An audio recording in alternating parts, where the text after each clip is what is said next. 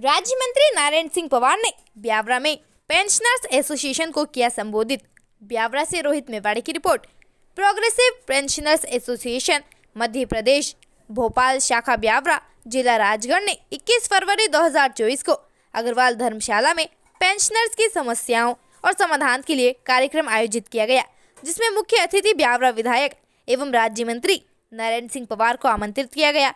इस अवसर पर ब्यावरा ब्लॉक अध्यक्ष KR शाक्यवार के कार्यकाल को 2 वर्ष आगे बढ़ा दिया गया, जिसकी सहमति समस्त उपस्थित पेंशनर्स ने दी। राज्य मंत्री नारायण सिंह पवार ने ब्यावरा में पेंशनर्स एसोसिएशन को किया संबोधित। ब्यावरा से रोहित मेवाड़ी की report. Progressive pensioners association Madhya Pradesh Bhopal शाखा ब्यावरा जिला राजगढ़ ने 21 फरवरी 2024 को अग्रवाल धर्मशाला में पेंशनर्स की समस्याओं और समाधान के लिए कार्यक्रम आयोजित किया गया, जिसमें मुख्य अतिथि ब्यावरा विधायक एवं राज्य मंत्री नारायण सिंह पवार को आमंत्रित किया गया।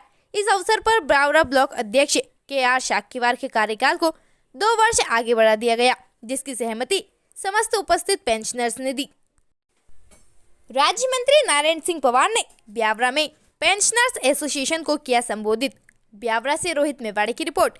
Progressive pensioners association Madhya Pradesh Bhopal शाखा ब्यावरा जिला राजगढ़ ने 21 फरवरी 2024 को अग्रवाल धर्मशाला में पेंशनर्स की समस्याओं और समाधान के लिए कार्यक्रम आयोजित किया गया, जिसमें मुख्य अतिथि ब्यावरा विधायक एवं राज्य मंत्री नारायण सिंह पवार को आमंत्रित किया गया। इस अवसर पर ब्यावरा ब्लॉक अध्यक्ष KR शाक्यवार के कार्यकाल को 2 वर्ष आगे बढ़ा दिया गया, जिसकी सहमति समस्त उपस्थित पेंशनर्स ने दी। राज्य मंत्री नारायण सिंह पवार ने ब्यावरा में पेंशनर्स एसोसिएशन को किया संबोधित। ब्यावरा से रोहित मेवाड़ी की report. Progressive pensioners association Madhya Pradesh Bhopal शाखा ब्यावरा जिला राजगढ़ ने 21 फरवरी 2024 को अग्रवाल धर्मशाला में पेंशनर्स की समस्याओं और समाधान के लिए कार्यक्रम आयोजित किया गया, जिसमें मुख्य अतिथि ब्यावरा विधायक एवं राज्य मंत्री नारायण सिंह पवार को आमंत्रित किया गया। इस अवसर पर ब्यावरा ब्लॉक अध्यक्ष KR शाक्यवार के कार्यकाल को 2 वर्ष आगे बढ़ा दिया गया, जिसकी सहमति समस्त उपस्थित पेंशनर्स ने दी। आज इस मंच पे कुछ ज़्यादा बातें कर रहा हूँ, सब चीज़ें वापस लेते हुए आप सबके साथ कदम में कदम बढ़ा करके मिला करके आपकी सब जायज़ जो बातें हैं, आप तो चलो कोई बात जायज़ कर ही नहीं सकते, सब जायज़ की सारी बातें हैं, वो आपके जीवन का निचोड़ है। जितनी बातें यहाँ आपकी दृष्टि पत्र में होगी, आपकी आपको मान तो नहीं कर सकता उसको मैं, लेकिन आपका सुझाव जो होगा उसको हम रफ्तार से दोनों भाई मिला करके, आदरणीय शर्मा जी भी, हम भली सरकार में हो लेकिन हम सब साथ साथी हैं, हम अलग नहीं मानते, हम अलग ही अलग है। पूरी पार्टी पूरे सब मिल करके इस बात को ताकत के साथ रखेंगे और हर क्षण यहाँ याद करते रहोगे, हम आपके साथ खड़े रहेंगे। आपने आपके बीच में बुला करके आपके दर्शन करने का मौका दिया, हमारा सम्मान भी किया। हम तो आपसे कम पढ़े लिखे हैं, कम अनुभवी हैं, फिर भी आपने हमें मंच दिया, बहुत बहुत धन्यवाद। भारत माता की जय। सर क्या नाम है आपका? कालूराम शाक्यवार। आज क्या प्रोग्राम यहाँ पर आयोजित किया जाता है? आज जो प्रोग्राम था वो progressive pensioner association Madhya Pradesh Bhopal शाखा ब्यावरा की ओर से जिला पेंशनर सम्मान समारोह आयोजित किया गया था। क्या हुआ इसमें, कौन कौन आते, कोई विशेष अतिथि कौन थे यहाँ? हमारे इस प्रोग्राम में राज्य मंत्री माननीय नारायण सिंह जी पवार साहब, माननीय रघुनंदन जी भाई साहब, पेंशनर एसोसिएशन के संरक्षक एवं ब्यावरा की जानी मानी हस्तियाँ, जिला अध्यक्ष माननीय नागर जी, उप प्रांताध्यक्ष माननीय चौबे जी, प्रांताध्यक्ष श्री ओम प्रकाश जी बुधोलिया जी और राजगढ़ जिले के समस्त ब्लॉकों एवं तहसीलों के अध्यक्ष एवं सभी सदस्यगण इस सम्मान समारोह में उपस्थित हुए। अच्छा, अपने राजगढ़ जिले में एक अनुमानित आंकड़ा क्या है, कितने पेंशनर्स है अपने राजगढ़ जिले में अनुमानित? राजगढ़ जिले में लगभग 3 से 3.5 हज़ार के लगभग होंगे। अलग अलग 13 शाखाएं हो गई हैं, 13 शाखाओं में, जिसमें ब्यावरा अकेले में 500 से ऊपर सदस्य संख्या है। जो जिला अध्यक्ष का जो चयन हुआ आज, तो उसके संबंध में क्या हुआ यहाँ पर आज? जिला अध्यक्ष नहीं, मैं ब्यावरा ब्लॉक का तहसील का अध्यक्ष का चुनाव हुआ है, जिसमें मुझे सर्वसम्मति से निर्विरोध निर्वाचित 2 वर्ष के लिए किया गया है। 2 वर्ष के लिए आपका कार्यकाल आगे बढ़ा दिया? जी हाँ, जी हाँ। ब्यावरा ब्लॉक अध्यक्ष, ब्यावरा तहसील अध्यक्ष। ब्यावरा तहसील अध्यक्ष जी। अच्छा, मंत्री जी जो आए थे अपने, जी मंत्री जी ने जो मंच से कहा है जी, तो क्या कहा पेंशन के बारे में? पेंशनर के संबंध में कहा कि हम सब पेंशनर के साथ हैं, धारा 49 हटाई जाएगी और दोनों जो राज्य हैं छत्तीसगढ़ और मध्य प्रदेश, जिसमें धारा 49 का जो पेच फंसा हुआ है, जो कि विभाजन के समय सन 2000 में छत्तीसगढ़ मध्य प्रदेश से अलग हुआ था, उस समय का एक समझौता है जो कि नाम मात्र का है। अच्छा, अभी वर्तमान में जो पेंशनर्स हैं उनकी क्या क्या प्रमुख समस्याएं हैं, जिन समस्याओं से जूझ रहे सारे पेंशनर्स? मध्य प्रदेश के पेंशनरों की समस्या एक समय पर डीए नहीं प्राप्त होता है। केंद्र अगर जुलाई में घोषणा करता है तो राज्य में जनवरी के बाद घोषणा होती है, और इसके बाद में हमारा कभी 6 महीने का, कभी 4 महीने का, कभी 3 महीने का डीए एरियर हमको नहीं दिया जाता है। और इसके अतिरिक्त 30 जून को जो रिटायर हुए हैं उनको भी एक इंक्रीमेंट से अभी तक मध्य प्रदेश में कम से कम नहीं तो 20 से 25 हज़ार के लगभग पेंशनर होंगे, जो कि 30 जून और 31 दिसंबर को रिटायर हुए हैं। अच्छा, केंद्र सरकार और राज्य सरकार को आप क्या कहना चाहेंगे, क्योंकि कुछ ही समय में लोकसभा के चुनाव आने वाले हैं? केंद्र सरकार और राज्य सरकार के बीच में आज से 20 वर्ष पूर्व एक समझौता था, जिसमें यह समझौता था कि जब जब केंद्र सरकार कर्मचारियों और पेंशनरों को डीए बढ़ाएगी, तब तब राज्य शासन भी अपने कर्मचारियों एवं पेंशनरों को भी डीए या अन्य डीए समय पर दिया जाएगा उसी तारीख से। लेकिन वो नहीं हुआ ना सर? वो नहीं हुआ सर। वो मतलब वो कभी 6 महीने, कभी 4 महीने, कभी 5 महीने का डीए हम। अच्छा, एक मेरा प्रश्न है। हाँ, आपके ये 2 साल की कार्यकाल में जी, आपकी क्या उपलब्धि रही पेंशनरों के लिए? पेंशनरों के लिए सर, मेरे द्वारा निःशुल्क 80 वर्ष के फार्म निःशुल्क उपलब्ध कराए जाते हैं, 85 साल के उपलब्ध कराए जाते हैं।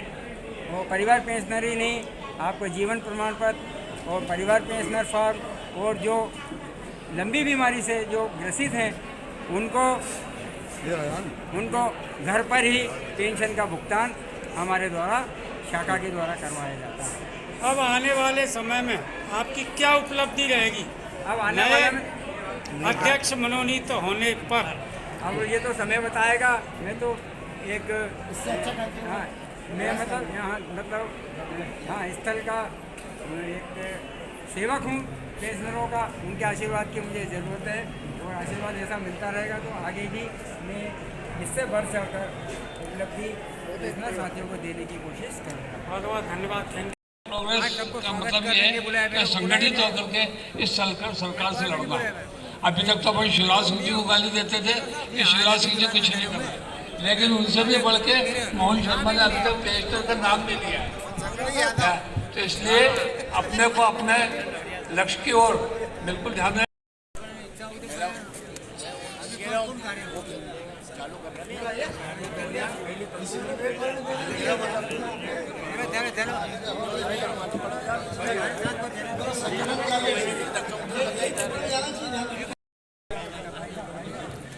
इधर पीछे भी खड़ा कर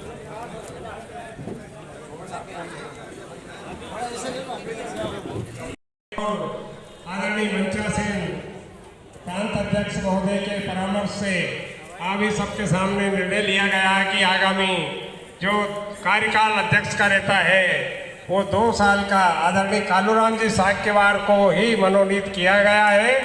और मैं उनसे निवेदन करता हूं कि मंच पर आए और सभी दोनों हाथ उठा करके ओ सर्वसम्मति से अध्यक्ष आदरणीय कालूराम जी साक्यवार को नियुक्त किया गया है।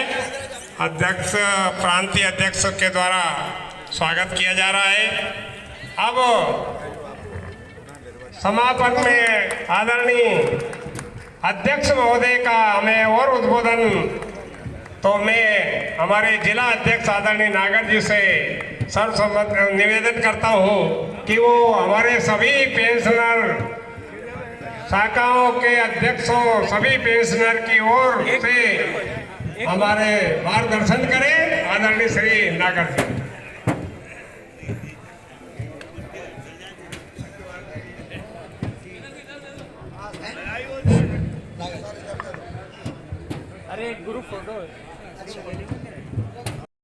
हम रोटी खाते हैं, खाना उसके यहाँ भी खाते हैं, इसके यहाँ भी खाते हैं, टेबल पे भी खाते हैं, जमीन में बैठ करके भी खाते हैं। ये अंतर नहीं करना है अपने को। अगर नहीं करेंगे तो संगठन निश्चित मजबूत होगा। तीसरा, हम अपनी कुछ बात पे आ जाएं। 49(6) की मांग सर ने उठाई, शर्मा जी ने, हम लोग भी उठाते ही आ रहे हैं। 49 धारा जो है पुनर्गठन विधेयक की 2000 की, वो ऐसी नहीं है जैसा इंटरप्रेट किया जा रहा है। सरकार उसका दुरुपयोग कर रही है कि इधर से चिट्ठी जाए उधर से चिट्ठी आए, तब तक वो भी बैठे और हम भी बैठे। 6-6 महीने तक कोई फायदा नहीं हो रहा है। अभी रिसेंटली किसी सज्जन ने इस पर हाई कोर्ट में रिट लगा दी 49(6) को समाप्त करने के लिए। जबलपुर में हमारे पास है कॉपी। अगर है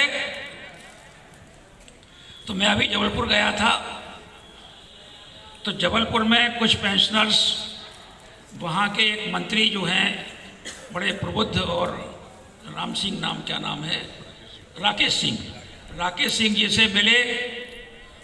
उनको ये पता था कि इस पर रिट लग चुकी है, तो उन्होंने कहा कि जब आपने रिट लगाई है तो आपको निराकरण तक इंतजार करना पड़ेगा। हमने कहा कि हम विड्रॉ भी कर लेंगे और इसके अलावा आप हमारी बात को मान लो, निराकरण हो या ना हो कोर्ट से।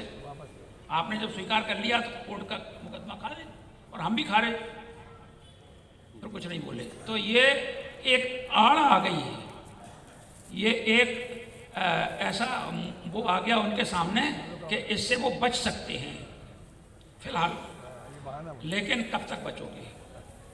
हम नहीं बचने देंगे। दूसरा हमारा ये है, सभी कह रहे स्वास्थ्य के बारे में। आपने कंटिजेंसी, आशा ऊषा वर्कर और पता नहीं कितनी श्रेणियों के कर्मचारियों को मध्य प्रदेश सरकार के आयुष्मान भारतम की योजना में ला दिया। लाने के लिए चीफ सेक्रेटरी को रेफर कर दिया। अरे भाई, पेंशनर्स की भी सुन लेते बात, हमको भी रेफर कर देते तो हमें भी हार्ट अटैक, हमें कोई पैरालिसिस हो जाए, हमें कैंसर हो जाए, तो कम से कम उस स्थिति में सरकार की इस योजना के द्वारा अपना इलाज करा सकते। वरना मैं आपको उदाहरण गिना सकता हूँ। अभी शहडोल में एक तिवारी है, उसको कैंसर हो गया था, ब्लड कैंसर। मैं खुद उसके साथ वल्लभ भवन गया कि मुख्यमंत्री जी कुछ सहायता कर दें। डली गई दरखास्त, चली गई गड्ढे में, किसी ने कोई सहायता नहीं की। हमको 7-8 दिन पहले पता चला कि उसकी डेथ हो गई। ऐसे 50 आदमी मरते हैं इलाज के अभाव में। तो भैया, हमारे हाथ जोड़ के प्रार्थना सरकार से है, सबसे है कि इलाज के अभाव में तो आदमी को मत मरने दो। अगर इलाज नहीं होगा तो निश्चित है कि वो मरेगा। ऐसी स्थिति में ये योजना लागू कर दो। ये नहीं कर पा रहे हो तो स्वास्थ्य बीमा योजना लागू कर दो। स्वास्थ्य बीमा योजना में तो हमारा पैसा कटेगा, हमारा ही पैसा कटेगा ना, हमारा पैसा कटेगा, और उसके बाद हमारी गंभीर स्थिति में हम ही को मिलेगा। सरकार का कुछ नहीं है उसमें, केवल सरकार को मैनेजमेंट करना है। मीटिंग बुलाई थी पिछले शिवनाथ सरकार ने, मैं भी था, तो उसमें हमने भी कहा और लोगों ने भी कहा कि भाई आप स्टेट बैंक को, LIC को, किसी को एजेंट बना दो इसका, वो इस प्रकार के नियम बना ले और पेंशन में से उतना पैसा काट ले या उतनी पैसा हमको कम दे। बरसों जीएडी में रहे, ज्ञाता हैं, कानून के नियमों के ज्ञाता हैं, वो आज भी हमसे मिले हैं और कल भी मिलेंगे। ऐसे हम लोगों को जो समझदार हैं, जिन्होंने काम किए हैं, उनका हम बराबर सहयोग लेंगे। तो हमारे इस प्रकार के सूत्र हैं, छोटा हो बड़ा हो, टाई लगाए हो या बिना टाई का हो, कोई अंतर नहीं। विभूतियाँ हैं वो यहाँ पर आई। हम आपको 3 बातें बता रहे हैं अपनी, जो हमारा संगठन है उसकी 3 बातें बना रहे हैं। नंबर 1, किसी भी प्रकार का पार्टी से हमारा लेना देना नहीं है। हमारा भाजपा से, कांग्रेस से या अन्य किसी पार्टी से हमको संबंध नहीं रखना है। हमारी पार्टी लेवल पर, हम अपने यूनियन लेवल पर आप किसी के साथ रहना चाहते हैं तो स्वतंत्र हैं, हम किसी के साथ रहना चाहते हैं तो हम स्वतंत्र हैं, परंतु हम डिक्लेयर नहीं करेंगे कि हमारी पार्टी कांग्रेस ओरिएंटेड है या भाजपा ओरिएंटेड है। नंबर 1। नंबर 2, धर्म का प्रवेश किसी भी प्रकार से हमारे संगठन में नहीं होगा। हिंदू हो, मुसलमान हो, सिख हो, ईसाई हो, सब हमारे, और सबको हम गले लगाते हैं। और जब तक हम ये नीति नहीं अपनाएंगे तब तक हम संगठन को आगे नहीं बढ़ा पाएंगे। ये हमारा शुरू से सिद्धांत है। तीसरा, चपरासी से लेकर डायरेक्टर तक हमारे सदस्य हैं, उनमें किसी प्रकार का कोई भेदभाव नहीं होगा।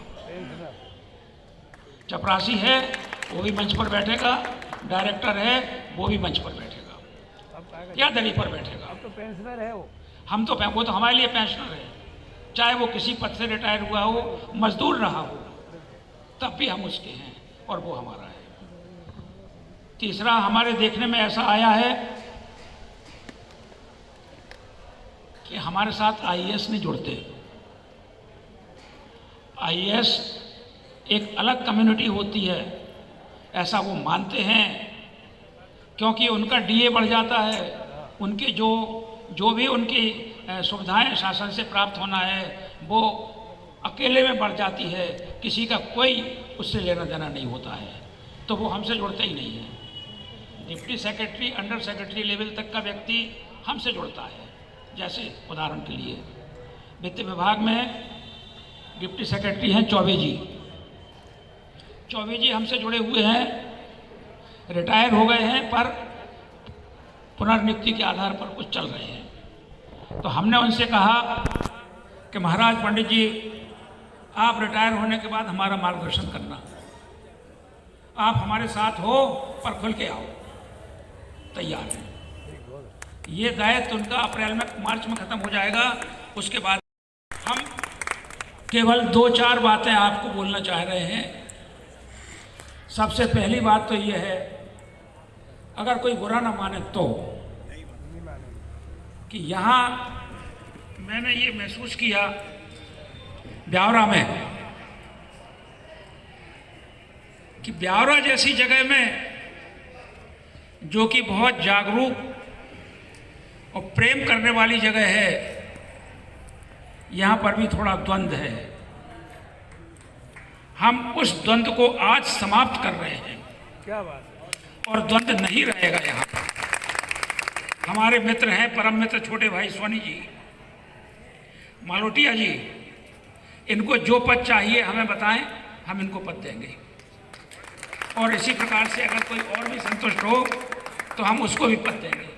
हमारे पास पदों की कोई कमी नहीं है, और आज ही देंगे, भविष्य में नहीं, आज देंगे। कर्मचारी एकता जिंदाबाद। दूसरा, शाकरवार की कार्यप्रणाली से, उनकी मेहनत से हमको प्रसन्नता है, और शाकरवार ने मेहनत करके संगठन को बढ़ाया है। सोनी जी थे, सोनी जी ने भी बढ़ाया था, और अभी भी प्रयासरत रहते हैं, कंधे से कंधा मिलाकर चलते हैं। इसमें किसी प्रकार का हमको कोई न भ्रम है न शक है। तो सर्वसम्मति से मुझे अभी तक जितनी ओपिनियन मिली उसके आधार पर शाक्रवार के कार्यकाल को आगे बढ़ाया जाता है। और सोनी जी हमारी प्रांतीय बॉडी में रहेंगे। ये आप संभागीय बॉडी में हैं, मालोटिया जी, तो प्रसन्न रहें, सहयोग करते रहें और आपको जो चाहिए हम हाजिर करेंगे। मिलकर पूरे प्रांत के और हमारे संरक्षक हैं, हम उनका स्वागत भी करते हैं, वंदन अभिनंदन करते हैं। आदरणीय नागर जी तो हमारे हैं, जिले के अध्यक्ष हैं, इन्हीं के दम पे सारा काम हो रहा है। शाकवार जी ने बहुत मेहनत की, पुनः उनको बधाई नमन करता हूँ। और चूंकि हमको ये विश्वास है और मैंने ये अनुभव किया है कि हर जगह इस तरह से साथ हमें मिलता है और मिलता रहेगा। आदरणीय शर्मा जी, रघुनंदन जी, आदरणीय शर्मा जी हमारे प्रबुद्ध, होनहार, नेतृत्व क्षमता और भी बहुत सी विशेषताएं हैं उनका। हमारा जो मुखिया है प्रांत अध्यक्ष आदरणीय ओम प्रकाश जी बिदौलिया, हर प्रकार से गुणी है वो हम सबके बीच। और हमारा वयोवृद्ध, ये प्रेरणा हमारी श्री दिनेश नागर जी, राजगढ़ के अध्यक्ष, वास्तव में हमारी प्रेरणा है। जब हम दमोह से चल रहे थे रात में, यानी सुबह उठे तो भगवान को प्रणाम किया, लेकिन नागर जी की तस्वीर हमारे सामने है। मैं बताऊंगा आप सबको, सत्य बता रहा हूँ, झूठ नहीं बोल रहा।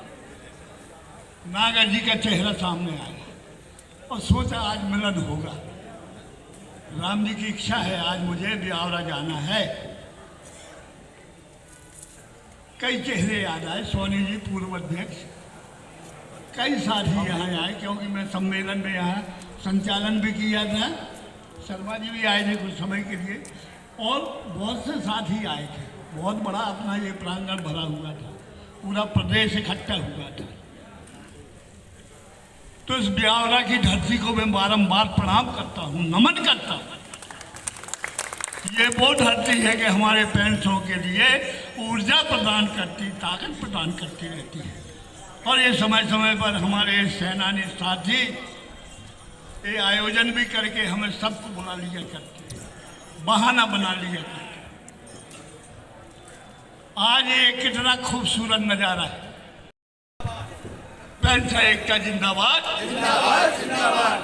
लोग पेंशन एसोसिएशन जिंदाबाद, जिंदाबाद। नाम बदल गया, बोलने की आदत डाल लीजिए जल्दी। भोपाल में बहुत नारे लगाना। राजेश भाई जोशी जी, समस्त शाखाओं के अध्यक्ष महोदय एवं सभी उपस्थित सभी पेंशनर साथियों, बहुत सारी बातें बताई जा चुकी है, अब कहने को कुछ विशेष बचा नहीं है। मैं सिर्फ इतना निवेदन करूंगा कि ये जो ताकत मंत्री जी को, सांसद महोदय को, विधायकों को जो अपनी ताकत दिखती है, ये संगठन की वजह से पूछते हैं। अपने को अपनी एकता बनाए रखना है, संगठन को मजबूत करना है। हमारे पुराने नारायण प्रसाद जी शर्मा जो प्रांत के अध्यक्ष अपने राजगढ़ जिले नरसिंहगढ़ के रहने वाले थे, वो कहा करते थे कि नींबू को जितना निचोओगे उतना ही रस देगा। तो सरकार के ऊपर अपना दबाव बना रहना चाहिए, क्योंकि बहुत सारी सरकार अपने पक्ष में जाती नहीं है। पेंशन बंद कर दी गई, आने वाली पीढ़ी का कोई सहारा बचा नहीं है, इसलिए और भी नुकसान ये सरकारें अपना कर सकती हैं। पर वर्तमान सरकार से ऐसी उम्मीद हम कम करते हैं, पर फिर भी संगठन अगर कमज़ोर होगा तो अपना पेंशनरों का नुकसान कभी भी किया जा सकता है। ये जितने भी बाहर बोलते हैं विधानसभा में अपने फेवर में, सभी कम लोग कम बोलते हैं, जहाँ ज़रूरत पड़ती है वहाँ कम बोलते हैं। इसलिए संगठन को किसी भी कीमत पे कमज़ोर नहीं होने देना है। अपने प्रांताध्यक्ष जो ओपी बुदौलिया साहब है, उनके नेतृत्व में ये संगठन बहुत ऊंचाइयों पर पहुंच चुका है। उस ऊंचाई को बनाए रखना चाहिए। उसमें किसी तरह की गिरावट नहीं आए, शाखा स्तर पर लड़ाई झगड़े ना हो, सब एकजुट रहें, अधिक से अधिक संख्या हो, समय समय पर अपने आंदोलन धरना सारे करते रहें। इसके लिए मैं हमारे पंडित दिनेश जी नागर साहब भी धन्यवाद के पात्र हैं। उन्होंने भी अपने ज़िले में संगठन को अच्छी मजबूती के साथ हम सबको जोड़ रखा है। सब एक रहें, संगठित रहें और अपनी मांगे, क्योंकि डीए कई दिनों से 4% नहीं मिला है। 4% डीए जो जुलाई में मिलना था वो आज तक नहीं मिला है। 1149 का तो अभी शर्मा साहब ने आश्वासन दिया है कि दोनों राज्यों में मुख्यमंत्री एक ही सरकार के हैं, तो शायद वो समाप्त हो सकती है। तो इसलिए ये सब काम जब ही होंगे जब अपन संगठित होंगे, एक होंगे, ताकत बताते रहेंगे, चाहे चुनाव का समय हो चाहे कोई दूसरा समय हो। संगठन कमजोर हुआ तो अपना नुकसान निश्चित है। इतना ही मैं कहूँगा। जय हिंद, जय भारत। आदरणीय रघुनंदन जी शर्मा साहब, जमाई साहब, नरसिंहगढ़, आज के कार्यक्रम के माननीय प्रांताध्यक्ष महोदय, और राष्ट्र को देने की आवश्यकता है। माना कि महंगाई की मार हमको पड़ रही है, महंगाई भत्ता शासन हमको बराबर दे रही है और देगी भी। हम भी अपने दायित्व को समझें। जैसा कि हमने समाज से जो कुछ लिया है, हम इस समाज के ऋणी हैं और मैं चाहता हूं कि हम इस जीवन के अंतिम पड़ाव पर हैं। जो अनुभव हमने समाज से लिए हैं, नगर से लिए हैं, राष्ट्र से लिए हैं, उन अनुभवों को साझा करने की जरूरत है। हमारी युवा पीढ़ी भटकी हुई है, आवश्यकता है उन्हें आपके मार्गदर्शन की। निश्चित ही अगर युवाओं को आप संवारेंगे, संभालेंगे और उनको चारित्रिक रूप से और राष्ट्रभक्ति के रूप में भी आप उनको निखारेंगे, तो हमारा राष्ट्र निश्चित ही सशक्त होगा। आज हमारे युवा हस्ताक्षर के रूप में इस प्रदेश का नेतृत्व करने वाले माननीय बुधौलिया जी एक ऐसे व्यक्तित्व को धनी है जिन्होंने इस पेंशन संघ की बागडोर को एक मजबूती के साथ संभाल रखी है। और इसी उनकी कार्य क्षमता को देखते हुए और अभी भोपाल में उन्हें चौथी बार इस प्रदेश का प्रोग्रेसिव पेंशन एसोसिएशन का उन्हें अध्यक्ष, प्रांत अध्यक्ष निर्वाचित घोषित किया गया है। मैं उनका पुनः इस जिले की ओर से हमारे बीच पधारे हैं, इसलिए उनके नेतृत्व क्षमता को मैं प्रणाम करता हूं और उनके यशस्वी जीवन की कामना करता हूं कि परमपिता परमेश्वर उनको ऐसा ही ऊर्जवान बना रखे ताकि हमारे हर मांगों को, हर हमारी बातों को शासन तक पहुंचाने में वो कारगर रहे। हमारे जिलाध्यक्ष माननीय पंडित दिनेश नागर साहब, वो भी हमेशा सजग और सतर्क रहते हुए और संगठन को मजबूती बनाते रहे हैं। कोई भी समस्या हो हमारी, हम हर बार देखते हैं। मैं आदरणीय रघुनंदन शर्मा साहब निश्चित रूप से हमारी समस्याओं को शासन तक पहुंचाने का पूरा प्रयास करते हैं। और अभी भी मात्र 4% की जो बात थी वो भी अभी पूरी होने को है, घोषणा हो गई है, पर वो भी हमको मिलेगी निश्चित रूप से। और जैसे कि अभी वो आयुष्मान योजना की बात कर रहा हूं मैं, वास्तव में आदरणीय शर्मा साहब, ये एक अवस्था ऐसी है कि इसमें चिकित्सा की हम लोगों को आवश्यकता पड़ती है, जिसमें 1000 रुपया चिकित्सा पूर्ति भत्ता के लिए 1000 रुपये की हमारी मांग है। निश्चित रूप से वो भी पूरी होगी, हमें पूरा भरोसा है। हम सभी आशान्वित हैं और पूरी ऊर्जा के साथ हमें अपने इस जीवन के अंतिम पड़ाव पर सतर्क और सजग रह करके और कार्य करने की आवश्यकता है। बिल्कुल दुखी होने के मन, कहते हैं कि मन के हारे हार है और मन के जीते जीत। अगर जिस दिन हम अपने आप को असहाय और कमजोर समझ लेंगे, निश्चित रूप से परमपिता परमेश्वर भी हमारी मदद नहीं करेगा। मदद उसी की जाती है जो सबल होता है, सशक्त होता है। अच्छे विचारों के आप अपने मस्तिष्क में रखिए, जागरूक विचारों को रखिए, स्वच्छ विचारों को रखिए, निश्चित ही हमारा जीवन सफल होगा और अच्छे से हम इस जीवन को मतलब विदाई को ले सकेंगे। अन्यथा हम यही तड़पते रहेंगे, तो हमें तड़पना नहीं है, बहुत ही अच्छे से विदा लेना है। अभी विद्यासागर जी महाराज, उन्होंने अपने जीवन को भाई कम जियो, अच्छा जियो कहते हैं ना, अभी उन्होंने अपने शरीर को त्यागा है। एक वो उन्होंने स्वेच्छा से अन्न और जल का त्याग क्या संलेखना इसको बोलते हैं, स्वेच्छा से उन्होंने अपने जीवन को त्यागा है। निश्चित रूप से ऐसे संत जब यहाँ से इस दुनिया से गए, उन्होंने हमें ऐसे अनमोल चीजें देकर गए हैं, अगर उनके आदर्शों पर हम चलते हैं तो निश्चित हमारे जीवन का हम कल्याण कर लेते हैं। संत का कभी अंत नहीं होता। तो मैं उनके फिर एक बार उनको संबोध दे करके और अपनी वाणी को विराम दूंगा कि अच्छे हमारे जो महापुरुष हैं, महापुरुष को जिए हम, उनको पढ़ें और अपने जीवन को सफल बनाएं। मैं अपनी वाणी को विराम दूंगा और सभी को पुनः मतलब बहुत बहुत धन्यवाद। पेंशनर्स एकता, पेंशनर्स एकता, पेंशनर एकता, हम सब, हम सब, हम सब, भारत माता की, भारत माता की, भारत माता की। बहुत बहुत धन्यवाद सभी को। हरिओम। जय श्री कि यह पावन भूमि ब्यावरा में इस जिला स्तरीय सम्मान समारोह में उपस्थित मेरे मंचासीन अतिथियों का मैं हृदय से स्वागत करता हूं, वंदन अभिनंदन करता हूं। दोस्तों, जैसा कि अभी हमारे पूर्व अतिथियों ने कहा, निश्चित ही ये पेंशनर्स दादा हमेशा कहते हैं रघुनाथ शर्मा साहब के अनुभवों का खजाना है। ज्ञान से परिपक्व एक ऐसे व्यक्तित्व का ये जीवन है जिन्होंने जीवन भर एक मिनट एक हाथ से पकड़ लो। एक पकड़ लूंगा, रुक तो चालू तो कर लो। अरे ये पकड़ लो, चालू होगा ये। अरे बाद में ले लेना इसको, पहले इधर आओ, इधर सन 1952 दादू जिनका जन्म वर्ष है, चाहे वो किसी भी महीने में हो, 1952 में जन्मे पेंशनर साथियों का स्वागत भी इस कड़ी में होना है। मैं उनके नाम बोल रहा हूँ, वो आप एक बार नीचे जाके ले लो, पूरी आ जाएगी। बुलाता जाऊंगा, पहले मैं सारे नीचे चले जाओ एक बार। उनको अमन खान जी का स्वागत। अमन खान जी इनकलाबी। लो इधर देखो, इधर इधर तो देखो। हाँ माला बना था। हाँ रोहित जी रह जाएंगे, रोहित जी भी बड़े।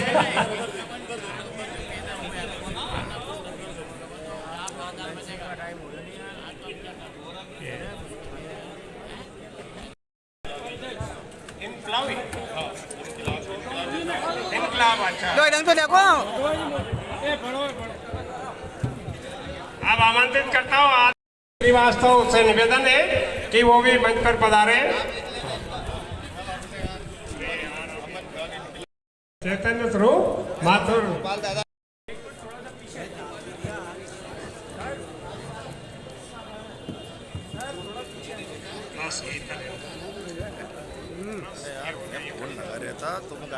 मैं डाल तो दिया आपके पास। तो डाल दिया तुमने मुझे, दूसरे चक्कर में लगा रहे हैं वो अपने भी।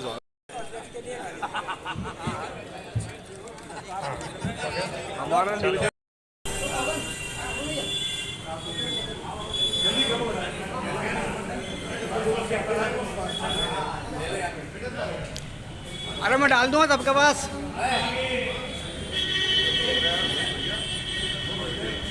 एक वीडियो दे दो मुझे यार, तुम्हारे दे दूंगा ना। कौन सा? आओ ये ले लो। प्रेम नाम उसका पूरे नाम प्रेम उसका।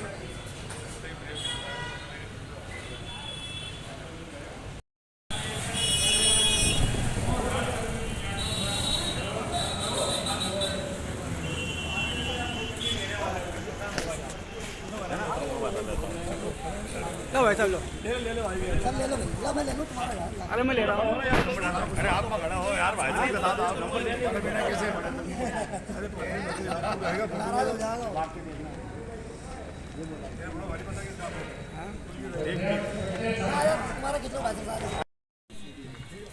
जीरापुर शाखा का हो गया था।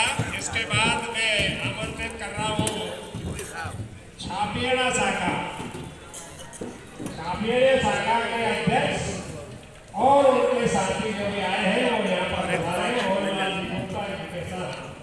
और तो मैं आमंत्रित कर रहा हूँ प्रिंसिपल साहू साहब, रमेश जी, नागराज, गोविंद विजयवर्गीय जी, मधुसूदन मिश्रा जी, वो आए और आ करके और इनका छापीवाला स्वागत और अध्यक्ष और सभी साथियों का स्वागत करें।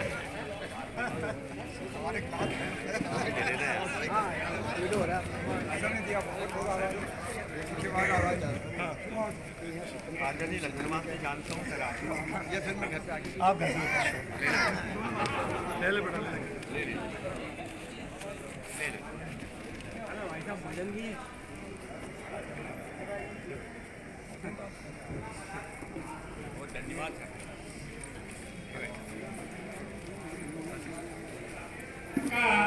छापियारा शाखा के अध्यक्ष और उनके साथी को अनुमोदित करता हूँ। उनके स्वागत के लिए प्रिंसिपल साहब रमेश चंद्र जी नागर, गोविंद विजयवर्गीय और बहुत सारे मेंबर्स की अनुमोदित करता हूँ।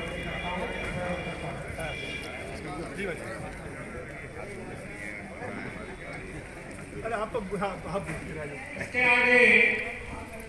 आगे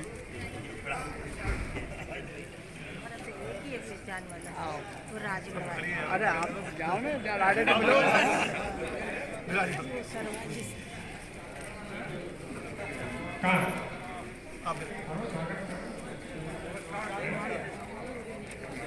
स्वागत है, वंदन है, अभिनंदन है। छापेड़ा सागर के गोविंद कुमार ले लिए चलो। विजय शाखा अध्यक्ष और सभी साथीगण श्री जगन्नाथ कुमार जी नागर साहब, विजय शाखा में जाए और खोल करके जोरदार तालियों के साथ स्वागत करें। भाग 3 पहले 2 इसकी हो चुकी है।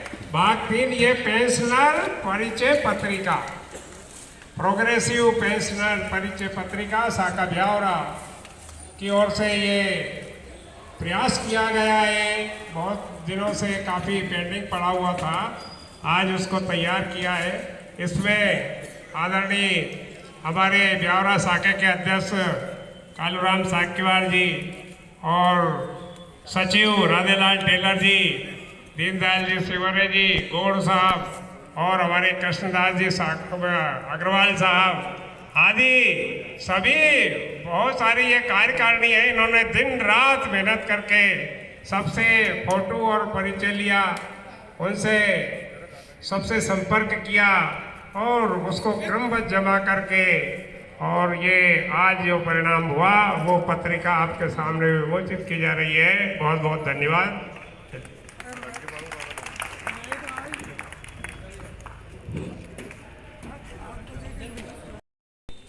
भाग 3 का तैयार की गई है। सभी में करीब 2 महीने से इसका प्रयास चल रहा था।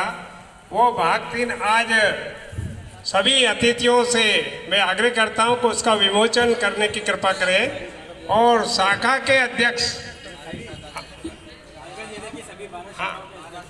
राजगढ़ जिला के शाखा अध्यक्ष महोदय सभी 12 सभी यहाँ 12 और तो वही तो कह रहे हैं, तो कृपया वो यहाँ मंच पर आ जाएं या यहाँ नीचे आ जाएं। उनको भी उनके द्वारा भी अब मुख्य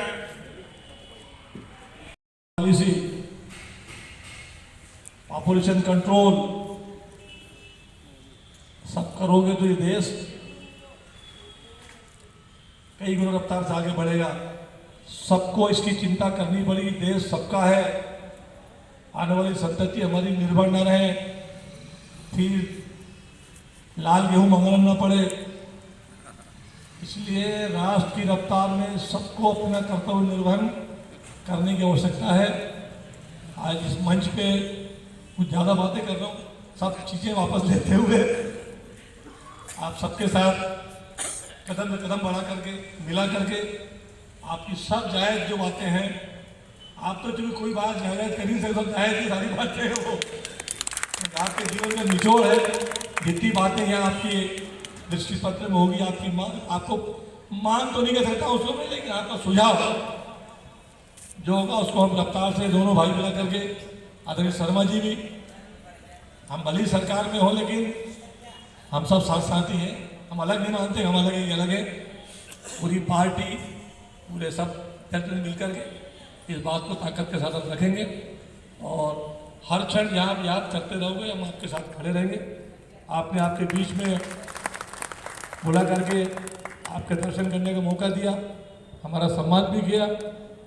हम तो आपसे कम पढ़े लिखे हैं, कम अनुभवी हैं, फिर भी आपने हमें मंच दिया, बहुत बहुत धन्यवाद। भारत माता की जय। 280 कदम एक साथ बढ़ 280 करोड़ कदम एक साथ बढ़ जाएगा, देश क्यों रफ्तार नहीं पकड़ेगा। दुनिया बूढ़ी हो रही है, चीन, जापान, रशिया के राष्ट्रपति की अपील आई है, नागरिकों से कहा 3-3, 4-4 संतान पैदा करो तो क्या होगा, इस देश को संभालेगा कौन। जापान बूढ़ा हो गया, चीन के अंदर पाबंदी हटे रही है, एक संतान नीति थी 2 करोड़ 3 करोड़। हम कह रहे हैं हमारी आबादी ठीक ठाक है, जो ज़्यादा कर रहे हैं वो रोको। ऐसा होता है तो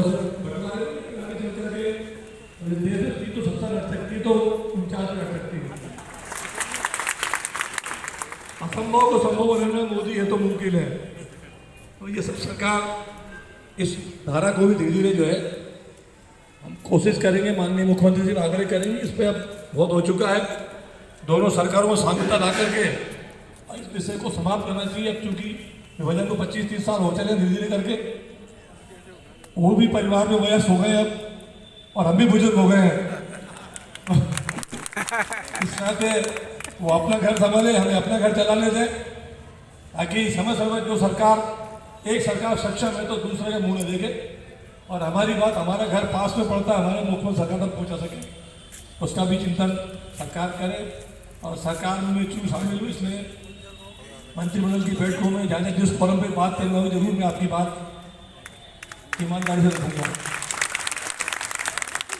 और बाकी तो चीज़ें मुझे आपके नियम कार्यक्रम को पता नहीं, लेकिन अन्य राज्यों, पास के 5-7 राज्यों में जो सुविधा पेंशनर्स को मिल रही है, या भारत सरकार की पेंशन के बाद जो महंगाई भत्ते की दरें बढ़ती रहती है, क्योंकि भारत सरकार का बड़ा बजट होता है और सारी चीज़ों को उसका समायोजित करके वो सरकार करती है वहाँ, लेकिन अब प्रदेश के अनुपात में पालन तो होता है उसका, कई बार पिछड़ जाते हैं थोड़ा। वहाँ दूसरी, तीसरी, 7वीं, छठी जो भी आप हुई है, एक तरफ पीछे रहता है सरकार का मामला जो है। लेकिन कदम से कदम मिला करके चले, जो कि लोकतंत्र में राज्यों से केंद्र बनता है, फेडरल स्टेट सब मिलकर जो हमारा ये व्यवस्था है, संघीय सरकार है, तो सब चीज़ें समन्वय के साथ चलना चाहिए। और परिवार की जिम्मेदारी जो केंद्र के अधिकारी का भी हमारी भी है। ऐसा नहीं उनके पास कुछ ज़्यादा और हमारा कुछ कम है, भूख हमें भी लगती है, परिवार हमारा भी है, घर हमें भी चाहिए, और सम्मान से जीवन जीने का हमें भी अधिकार है। इसलिए कदम से कदम मिलाकर, लेकिन भारत सरकार भी इसका रिव्यू कर रही है।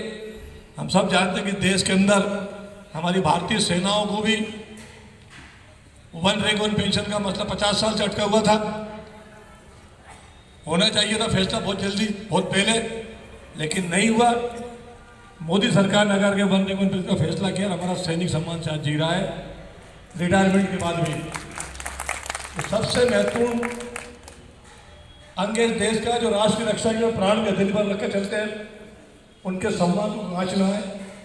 हम कहते हैं भले भूखे पेट हम एक समय काट लेंगे, लेकिन सेना को हम जो है कोई कमी ना देंगे, और हम सैल्यूट भी करते हैं सेना के जवानों को मिलता है, तो हमारा पहला फर्ज है।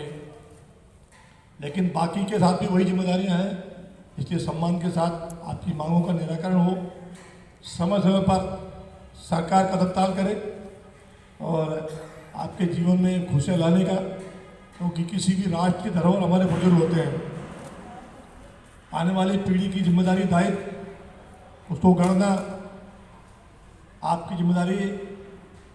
कैसे हमारे राष्ट्र का भावी नागरिक तैयार हो। हर माँ बाप चाहता है कि जो मैंने जीवन में किया है उससे और आगे मेरी संतान बढ़े, और अच्छा करे, और ऊंचाइयाँ प्राप्त हो। आपके भी जिस क्षेत्र में काम करते रहें, उस क्षेत्र में हमारी आने वाली जो पीढ़ी है, नस्ल है, हमसे सीख करके वो और क्या अच्छा कर सकते हैं, क्योंकि राष्ट्र में बहुत आवश्यकता है। इस समय बहुत तेज़ी से परिवर्तन हो रहा है देश के अंदर, तमाम चीज़ें बहुत तेज़ी से बदल रही हैं देश के अंदर। ब्रिटिश काल का हो, मुगल काल का हो, कांग्रेस काल का हो, सब छड़े गए कानून सरकार बहुत तेज़ी से बदल रही है और राष्ट्र दुनिया में अपना बहुत महत्वपूर्ण स्थान बढ़ाता जा रहा है। एक समय था जब भारत दुनिया का पिछला भूराष्ट्र था, आज सारा संसार देख रहा है मोदी क्या रास्ता अपना, उस पर हम चलेंगे। एकमात्र नेता दुनिया का जिसके अनुसरण करने के लिए दुनिया बाट जा रही है और ये ताकत आपकी है, किसी और की नहीं है। इस देश के 40 करोड़ नागरिकों की भी है और इस देश के पढ़े लिखे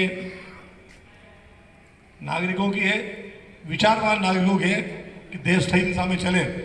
निश्चित रूप से देश के अंदर इतने सारे कानून अभी बदलना बाकी हैं, कुछ कानून बदल दिए गए हैं, कुछ और बहुत आवश्यक है इस राष्ट्र की गरिमा के लिए, सम्मान के लिए, हमारे राष्ट्र के गौरव के लिए। कई सामाजिक, सांस्कृतिक, आर्थिक बहुत तेजी से बदलाव हो रहे हैं। हमारे मान बिंदुओं का निर्धारण हो रहा है नए ढंग से, हमारे तीर्थ स्थलों का पुनरुद्धार हो रहा है। राष्ट्र की आर्थिक शक्ति लगातार बढ़ रही है। 2014 के पहले भारत 11वें पायदान पे था, आज 5वें पायदान पे है और 2027-28 में 3रे पायदान पर होगा। इतनी तेजी से दुनिया में कई रफ्तार नहीं बढ़ रही है। दुनिया के बड़े बड़े धनाढ़ राष्ट्रों की पतन की ओर अर्थव्यवस्था जा रही है। इसमें भारत की अर्थव्यवस्था उससे दोगुनी तिगुनी रफ्ते से, इतनी बड़ी आबादी के बाद भी, इतने संसाधन खर्च करने के बाद भी, 80 करोड़ नागरिकों को मुफ्त राशन बांटने के बाद भी इतना इंफ्रास्ट्रक्चर देव तैयार हो रहा है। सड़कें, बिजली, पानी, सेना, आकाश पाताल, चांद तक, अब सूरज की ओर, ये सब करते हुए हमारी रफ्तार इतना कोरोना झेल करके रफ्तार में कोई कमी देश की न GDP में आई, न विकास दर में आई, न खाद्यान्न फसलों में आई। मध्य प्रदेश राज्य लगातार 7-7 बार कृषि के अवार्ड प्राप्त कर रहा है। तो ये सब चीज़ें सबके प्रयास हो रही है। इसलिए हमारे प्रधानमंत्री का नारा ये है कि सबका साथ, सबका प्रयास, सबका विश्वास, एक और कुछ शर्मा जी, सबका विकास। हम सब मिलकर के ही ये सरकार है। सरकार कोई अलग चिड़िया का नाम नहीं है कि सरकार बैठी है, हम सब मिलकर सरकार है। हमारे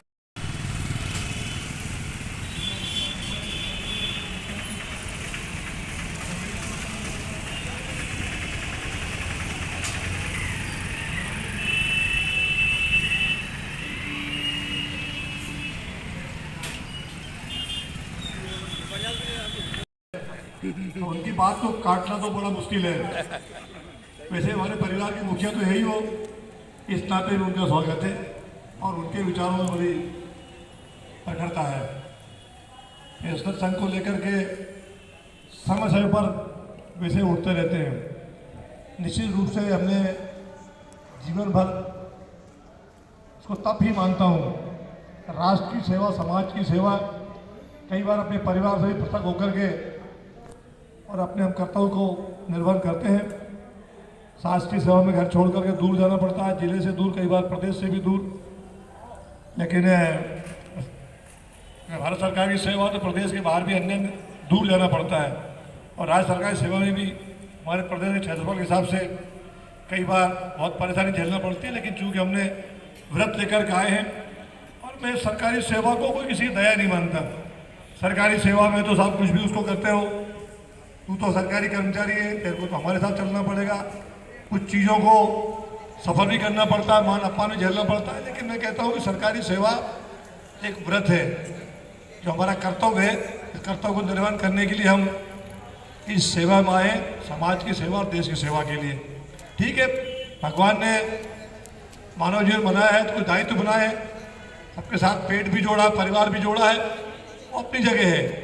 लेकिन हम जो कर रहे हैं, धरती में जिसे जन्म लिया हमने और अंत समय तक जो करते हैं राष्ट्र के लिए समर्पित होता है वो। तो जितना करते हैं केवल अकेले पेट नहीं भरते, उससे समाज का हर अंग उपांग उससे पोषित होता है। जो हमें आजीविका का जो मानदेय मिलता है, पारिश्रमिक मिलता है, उसका विनियोजन देश में ही होता है। विभिन्न प्रकार के उपक्रमों में विभिन्न प्रकार के नियोजन होते हैं और वो सब चक्र घूम कर आखिरकार हमारे राष्ट्र को ही उसका लाभ होता है। इसलिए उस श्रेणी में जो हमारा जीवन लगा है, निश्चित रूप से जीवन का जो महत्वपूर्ण अंग होता है, महत्वपूर्ण भाग होता है, 22, 23 साल, 24 साल, 25 साल से लेकर के 60-65 साल तक यही जीवन का प्रमुख पड़ाव होता है। बचपन पढ़ाई में आदमी का बीतता है और शास्त्र सेवा से निवृत्ति के बाद फिर जीवन को नया करने का हम उपयोग नहीं कर पाते हैं। फिर जो हमने जिया है अपने जीवन में उसी को हम आगे बढ़ाते हैं या और परिवार के बाल बच्चों के साथ अपना समय का हम निर्धारण करते हैं। लेकिन जो करने की उम्र वो यही है, क्योंकि मनुष्य के जीवन में सिर्फ एक ही बार अवसर मिलता है। शिक्षा विद्याध्ययन के बाद में जो रास्ता हमने पकड़ लिया उसी में जीवन गुजर जाता है। ऐसा भी नहीं कि अभी कुछ कर लिया फिर 30 साल बाद गोल करेंगे, 50 साल गोल करेंगे, ये मनुष्य को इतना अवसर प्रकृति नहीं दिया है। एक निर्धारित समय में कई लोगों का जीवन बहुत सफल होता है, कई लोगों को कई उत्कृष्ट पुरस्कार मिलते हैं, कई लोगों का कई मंच पर सम्मान होता है और उनका जीवन काल में जीवन के अनेक दशाब्दियों तक, कई को शताब्दियों तक उनके नाम की चर्चा होती है। ये हमारे जीवन की उपलब्धि मानते हैं और हर एक व्यक्ति प्रयास करता है अपने जीवन में कि मैं उस उच्च कोटि को स्पर्श करूं। ठीक है, सब एक समान नहीं हो सकते हैं, सबका मार्ग, सबकी रफ्तार एक समान नहीं होती, लेकिन तो भी हम सब अच्छा करने का प्रयास करते हैं। कभी कभी काम करते हुए गलतियाँ होती है, चूक भी होती है, कई बार मानवीय भूल होती है, कई बार किन्हीं कारणों से, क्योंकि मनुष्य का जीवन है, भटकाव जा सकता है, लेकिन वो अपवाद होता है, उसमें सभी को श्रेणी नहीं जोड़ सकते हम। आज एक धारणा बन गई है सरकारी कर्मचारी मतलब वो, मैं नहीं बोलूँगा उस शब्द को, तो सभी एक ही लाइन में है। ऐसा नहीं होता है। हम इस राष्ट्र के जिम्मेदार नागरिक हैं, हमारे प्रति भरोसा करो भाई। तो तथ्य तो यही है, लोकतंत्र में लोकशाही जनता बना देती है, लेकिन तंत्र ना हो तो सरकार क्या करेगी। इसलिए तंत्र हमारा जितना सुदृढ़, जितना सुसंस्कृत, सुविचारित होगा, शासन के लक्ष्य उस ढंग से प्रमाणित होंगे। इसलिए किसी भी राष्ट्र का ये जो रीढ़ है यह बहुत आवश्यक है और बहुत ही सुशासन जिसे हम कल्पना करते हो यही दे सकता है, और कोई बात ऐसा नहीं है।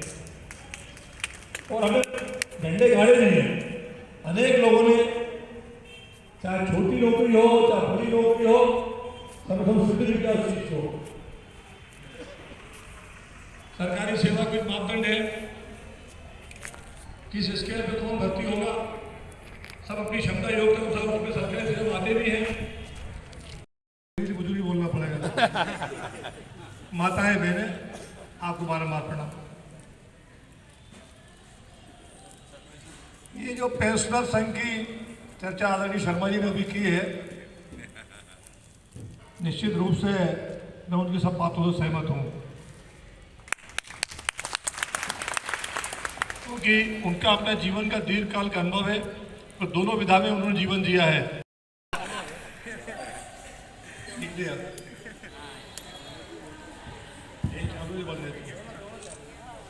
आज हमारा सौभाग्य ब्यावरा नगर में हमारे जिले के सभी ऐसे गणमान्य नागरिक उपस्थित जिन्होंने अपने जीवन काल में इस राष्ट्र के लिए, इस प्रदेश के लिए, इस जिले के लिए, अपने परिवारों के लिए उत्कृष्ट सेवाएं की है, उन सबके दर्शन करने का सौभाग्य प्राप्त हुआ है।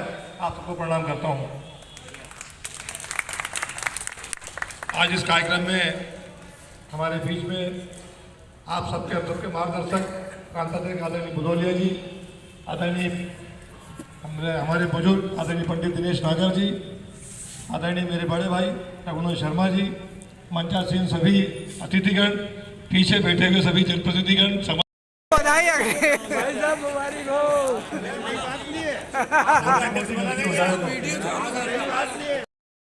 वे खुद ही नाप लेते हैं धरती आसमानों की, परिंदों को तालीम नहीं दी जाती है उड़ानों की, देखना महकाना तासीर है फूलों की, खुशबू मोहताज नहीं होती है कदरदानों की। जैसा कि बताया गया है कि कामयाबी के लिए 3 बातों की आवश्यकता होती है, समय, शक्ति और धन। बचपन में समय और शक्ति तो होती है लेकिन धन नहीं होता है, और जवानी में शक्ति और धन होता है लेकिन समय नहीं होता है, और बुढ़ापे में समय और धन दोनों होते हैं लेकिन शक्ति नहीं होती है। तो ये समय है, ये समय का हम सभी को जो जिंदगी में हमने अनुभव कमाया है वो उस अनुभव का लाभ समाज को मिले, ऐसी प्रेरणा हमें इस मंच से लेना चाहिए। और अब मैं आमंत्रित कर रहा हूँ क्योंकि उन्हें जो हमारे बीच मुख्य अतिथि है उनको कहीं आगे और कार्यक्रम में जाना है, समय का अभाव है। ये हम मुख्यमंत्री जी करें कि वो छत्तीसगढ़ के मुख्यमंत्री उनसे भी बात करें और बात करके धारा समाप्त करें, ताकि जो ये बार बार का रट्टा है, बार बार की समस्या है कि हमारा 15 महीने पीछे हो गए, हम कभी 20 महीने पीछे हो गए, कभी 29 महीने का इधर बाकी है, ये सारी बातें समाप्त हो जाए और हम पेंशनर साथियों को केंद्र के समान बराबर महंगाई भत्ता जब भी केंद्र स्वीकृत करे तो स्वाभाविक रूप से हमारे यहाँ हो जाए। एक बात मैं बोलता हूँ, वो जरूर बोलूंगा, ये हम सब लोगों के लिए बहुत प्रसन्नता की बात है। जितने भी पेंशनर साथी बैठे हैं, आज पेंशन की राशि हमारी इतनी है जितनी कभी हमें तनख्वाह भी नहीं मिली होगी। ऐसे बहुत सारे साथी हमारे बीच में हैं कि जितनी तनख्वाह भी नहीं मिली उतनी आज पेंशन मिल रही है। ये हमारे लिए प्रसन्नता की बात है। तो हमें महंगाई का सामना करने के लिए उतनी जरूरत भी है, मतलब उस जरूरत को पूरा करा हमारे मध्य प्रदेश शासन ने, हमारे कल्याणकारी शासन ने, और समय समय पे केंद्र भी महंगाई भत्ता बढ़ाता रहता है और उस महंगाई भत्ते के अनुरूप मध्य प्रदेश के भी हमारे पेंशनर साथियों को ये महंगाई भत्ता मिले। ये मैं आप अपनी सबकी मांगों के आपके साथ हूँ। आप सब लोगों को मेरी ओर से बहुत बहुत शुभकामनाएं। आप दीर्घायु हो, आप दीर्घायु हो, आप स्वस्थ रहें, आप प्रसन्न रहें और अपने राम राम लड़ते रहें। धन्यवाद। हाँ बढ़िया।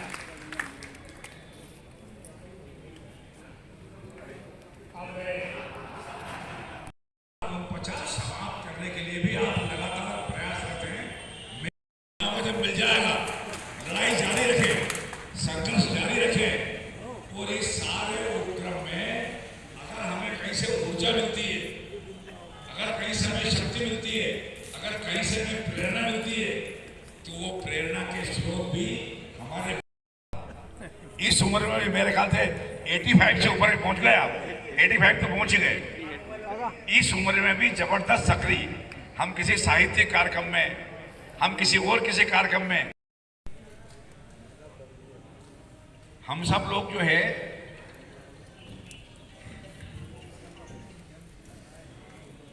पेंशनर संघ के कार्यक्रम में मिलते रहते हैं। और वैसे मैं ये प्रसन्नता पूर्वक कह सकता हूं कि राजगढ़ जिले का पेंशनर संघ और उस पेंशनर संघ के अंतर्गत आने वाली हमारी शाखा है, वो तहसील शाखाएं भी क्यों, तहसील शाखाओं से भी नीचे तक हमारा संगठन है। कई छोटे छोटे गांव, टप्पा शाखाओं तक हमारा पेंशनर संघ बहुत सक्रिय है, बहुत सक्रिय है। महीने में एक कार्यक्रम जिले में कहीं ना कहीं होता ही है। नागर साहब हमेशा मुझसे आग्रह करते हैं, आदरणीय श्री नारायण सिंह जी पवार साहब अपने पेंशनर संघ के प्रांताध्यक्ष, आदरणीय श्री बुधोलिया जी अपने राजगढ़ जिले के पेंशनर संघ के जिलाध्यक्ष, आदरणीय पंडित दिनेश नागर, युवा साथी, भारत माता की, दोनों हाथ उठा के यार, क्या बात है, युवा साथी हैं हमारे सारे। भारत माता की, भारत माता की, भारत माता की। लाखों में कुछ ही होते हैं।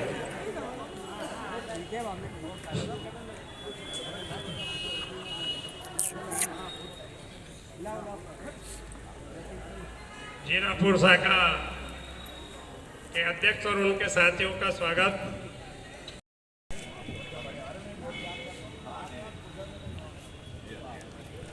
आया है हम सबको आपके साथ, किसी के साथ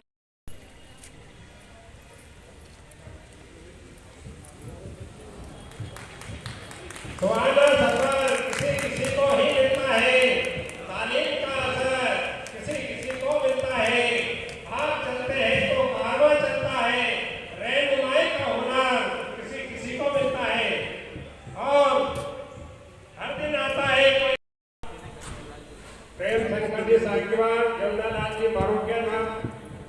कन्हैया लाल जी को मैं आमंत्रित करता हूँ कि वो अपने रघुनंदन शर्मा साहब का पर मुस्कान है, दिल में ब्यावरा के साथ प्रदेश का विकास का अरमान लिए और विकास पुरुष हमारे बीच उपस्थित है। ऐसे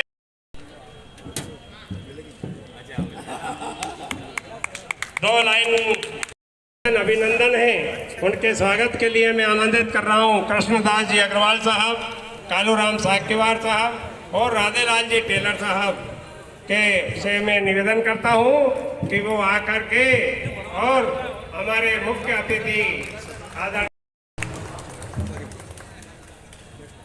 जोरदार तालियों के साथ एक बार फिर हमारे बीच हमारे राजगढ़ के पूर्व विधायक आदरणीय रघुनंदन शर्मा जी पधारे हैं, उनका हार्दिक स्वागत है। से उनका करतल ध्वनि से हार्दिक स्वागत करें। हमारे बीच progressive pensioners association Madhya Pradesh का आज ये भव्य आयोजन सम्मान समारोह स्वागत समारोह यहाँ पर आयोजित किया जा रहा है अग्रवाल धर्मशाला में। इस आयोजन में ये स्वागत का कार्यक्रम थोड़ा बीच में रोक करके मैं उनसे निवेदन करता हूँ कि हम सबको उद्बोधन के रूप में, अब आशीर्वचन तो मैं कह नहीं सकता हूँ क्योंकि हम सब ही छोटे हैं, इसलिए अपने उद्गार अपने आशीष के रूप में हमें प्रदान करें। आदरणीय कंदर सिंह जी सोजा।